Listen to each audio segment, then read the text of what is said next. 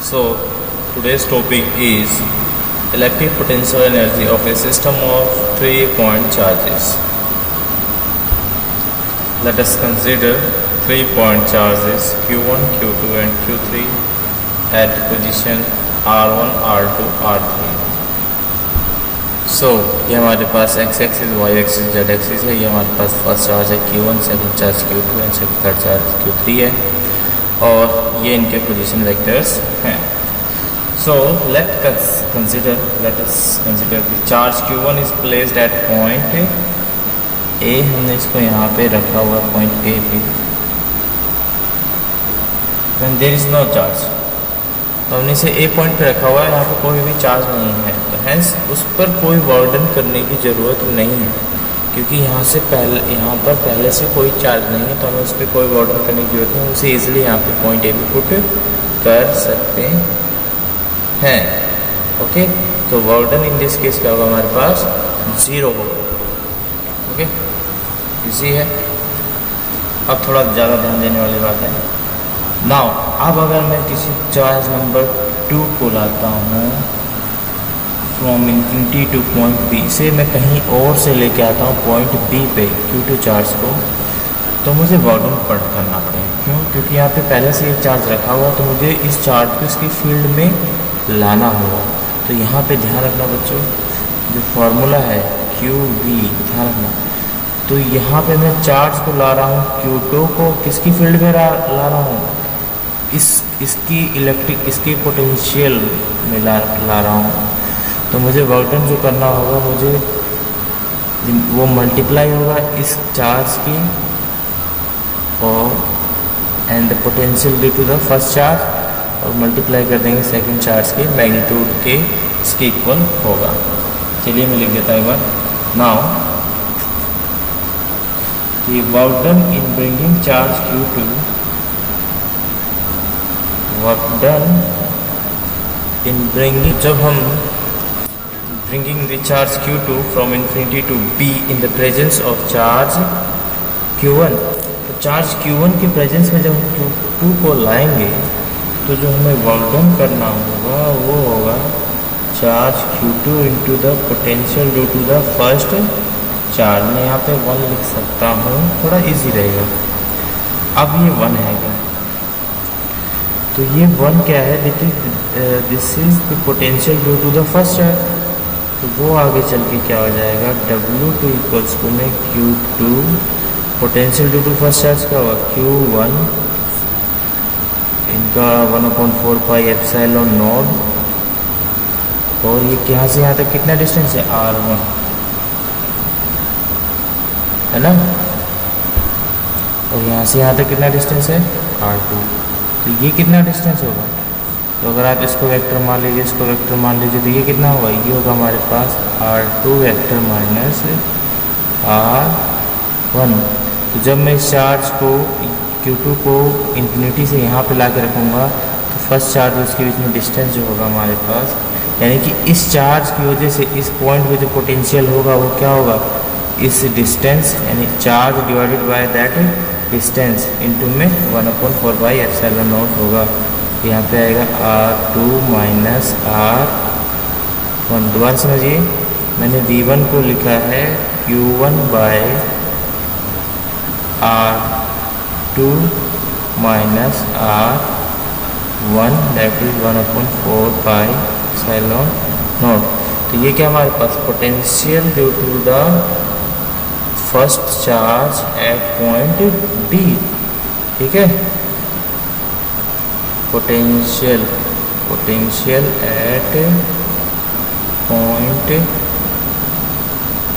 Eight point B due to Q1, इसकी value है ये. ठीक है, तो हमारे पास इजीली फार्मूला बन गया. तो मैं इसको साफ सुथरे तरीके से लिख देता हूँ. तो जाएगा Q1 Q2 4 pi epsilon not R2 minus R1. This is equation number 2. Okay, अब अगर मैं किसी थर्ड चार्ज को लाऊंगा, इसको लाऊंगा इन्फिनिटी से इस पॉइंट पे, तो मुझे अब ये जो चार्ज आएगा वो इसकी पोटेंशियल में भी आएगा और इसकी पोटेंशियल में भी आएगा। ठीक है, तो इस चार्ज को potential due to this and potential due to this की वजह से जो भी हमारे पास है वर्क डन शो करना होगा। ठीक है, नाउ तो सॉरी इसे देख लीजिए, तो हमारे पास फार्मूला क्या हो गया, W equals to Q1 Q2 4 pi epsilon R2 minus R। अब मान लेते हैं थर्ड चार्ज को लाना है, तो क्या होगा, now work done in bringing charge Q3 from infinity to point C point पे लाने के लिए क्या होगा। So now work done in bringing the charge Q3 from infinity to a particular point C in the presence of charge Q1 and Q2। Okay, तो वो क्या होगा, उसके लिए हमें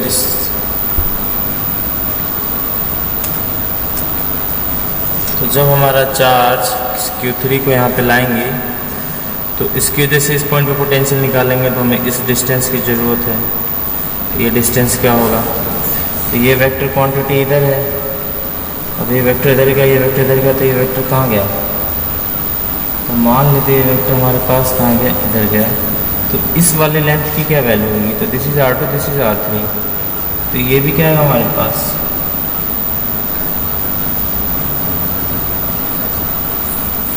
R3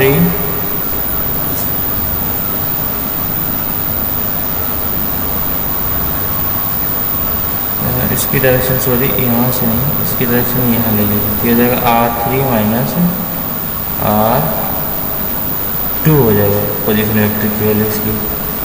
ओके, इसी तरीके से जब इसकी वजह से पोटेंशियल यहाँ निकालेंगे तो हमें इस डिस्टेंस की रिक्वायरमेंट होगी, तो पोटेंशियल इसका इधर की तरफ निकाले तो हमने वेक्टर को इस डायरेक्शन में थोड़ा सा निकाल लेते हैं, तो हमारे पास इसकी वैल्यू क्या आएगी, तो ये जो डिस्टेंस होगा इसी इसकी वैल्यू आएगी हमारे पास R3 माइनस R1। ओके, तो जो इसकी वजह से पोटेंशियल होगा इसकी वैल्यू क्या होगी, 1/4 pi epsilon not Q2 upon R3 minus R2। इसकी वजह से पोटेंशियल की वैल्यू क्या होगी हमारे पास, वो होगा 1/4 pi epsilon not Q1 divided by R3 minus R1। ठीक है, इन दोनों अलग अलग पोटेंशियल होगा तो इनकी वजह से अलग अलग वर्क डन होगा।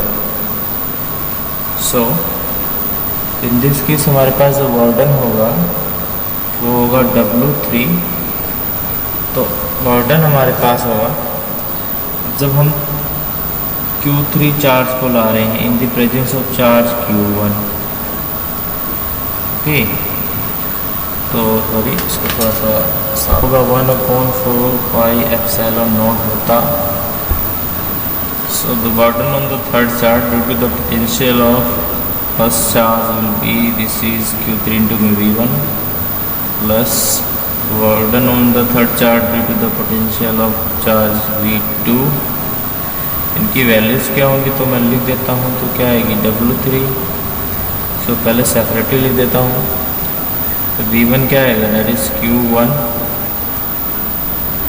4 पाई एप्सिलॉन नॉट आएगा, लेकिन Q1 और Q3 के बीच में डिस्टेंस क्या थी, तो Q1 और Q3 के बीच में डिस्टेंस थी हमारे पास R3 minus R1।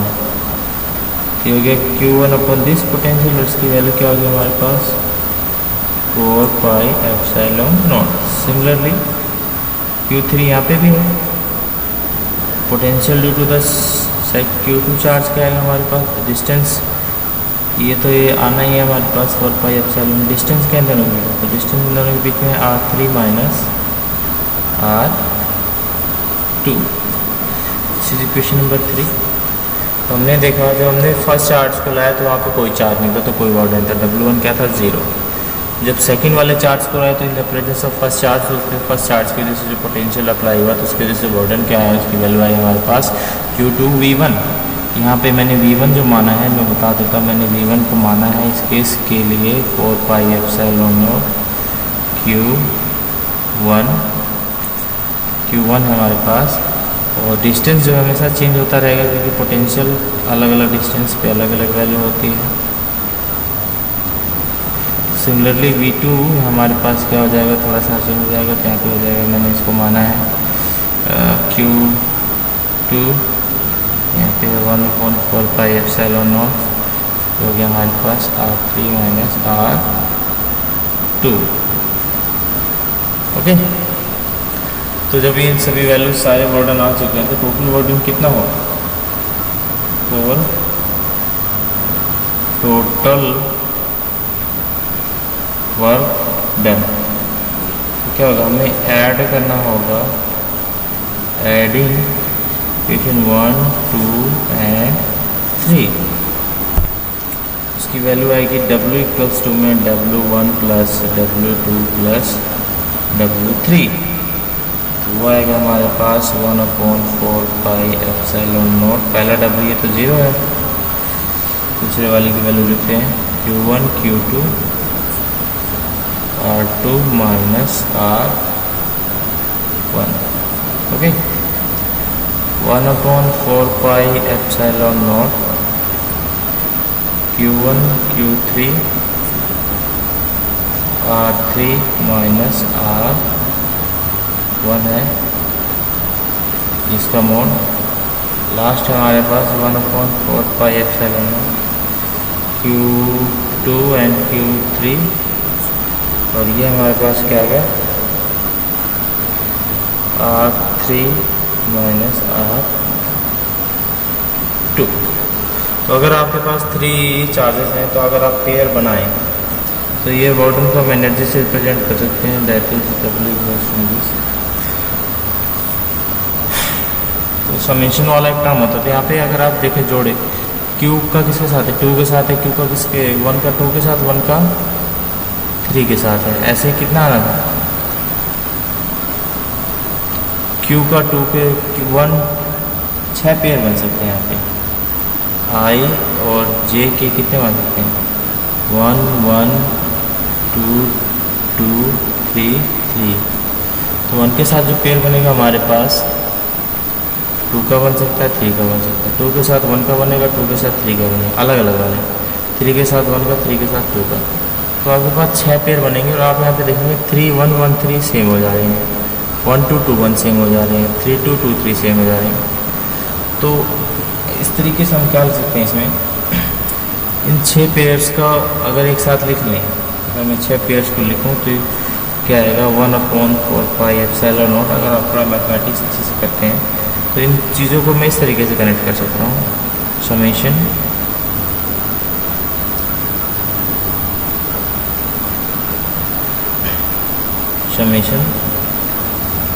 I start J भी 1 हो सकता है, और ये दोनों इक्वल नहीं होंगे कभी भी, I और J बराबर नहीं होंगे, उनकी मैक्सिमम वैल्यू कितनी जाएगी 3। यानी जब हम I1 लेंगे तो J1 नहीं आएगा, J2 या 3 आएगा, तो एक जोड़ा बन जाएगा, ठीक है। देखो, और यहाँ पे आएगा Q I Q J, and ये नीचे है हमारे पास R J माइनस R। इसको जनरलाइज करके लिख दिया, ये थोड़ा सा डिटेल है, इसको मैं ज़्यादा डिटेल में कैसे बताऊँ। इसको ओपन करेंगे तो आपके 6 टर्म बन जाएंगे सारी की सारी, लेकिन हमें कितनी चाहिए थी 3, ठीक है, अपने पास तो 3 है ना, लेकिन ये जो फार्मूला मैंने अभी आपके पास बनाया है, ये कितनी टर्म्स को रिप्रेजेंट करा है 3 नहीं 6। तो आप इस तरीके के 6 बनेंगे 6, लेकिन हमें ज़रूरत कितनी है 1 3 की, तो हम क्या कर लेंगे, इनका सिर्फ हाफ टर्म कंसिडर कर लेंगे। तो हमें इसका एक जनरल फार्मूला हमने इसको बना लिया। तो अगर इस 3 पॉइंट चार्जेस के लिए हमारे पास जनरल फार्मूला है, अगर हम n पॉइंट चार्जेस के लिए जा रहे हैं और n पॉइंट चार्जेस,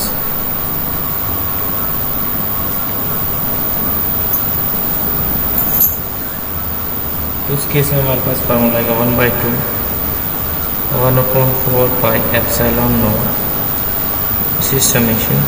तो ये 3 की जगह कितना जाएगा n, J वाला भी n की जगह कितना जाएगा 3 की जगह n, I स्टार्ट भी 1 से होगा, J भी स्टार्ट 1 से होगा, लेकिन जब भी हर बार I और J सेम नहीं हो सकते, सेम वाली चीज़ें नेगोशिएट करनी पड़ेगी। Q I Q J R J minus are I, this is not, this is general formula for n point charges. उसके लिए हमारे पास इलेक्ट्रिक पोटेंशियल एनर्जी हमने n सिस्टम पार्टिकल्स के लिए सॉल्व किया। ठीक है, थैंक यू।